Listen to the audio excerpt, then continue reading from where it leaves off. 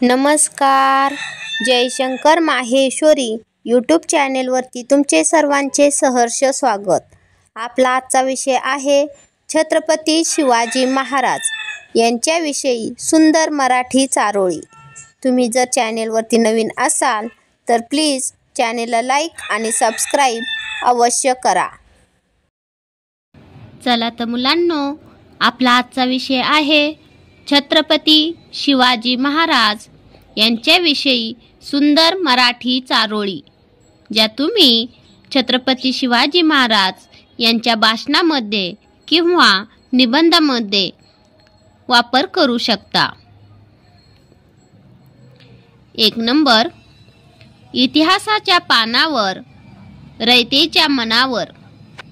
इतिहासाच्या पानावर रयतेच्या मनावर, मातीच्या कणावर आणि विश्वासाच्या प्रमाणावर. मातीच्या कणावर आणि विश्वासाच्या प्रमाणावर. राज्य करणारा राजा म्हणजे राजा शिवछत्रपती. राजा शिवछत्रपती. इतिहासाच्या पानावर रयतेच्या मनावर, मातीच्या कणावर आणि विश्वासाच्या प्रमाणावर राज्य करणारा राजा म्हणजे राजा शिवछत्रपती. 2 नंबर, जाणता राजा माझा, जाणता राजा माझा, एकच होऊन गेला, एकच होऊन गेला. इतिहासाच्या पानांमध्ये नाव आपले कोरून गेला, नाव आपले कोरून गेला. जाणता राजा माझा एकच होऊन गेला, इतिहासाच्या पानांमध्ये नाव आपले कोरून गेला. 3 नंबर, कलम नव्हते कायदा नव्हता, कलम नव्हते कायदा नव्हता, तरीही सुखी होती प्रजा, तरीही सुखी होती प्रजा. कारण सिंहासनावर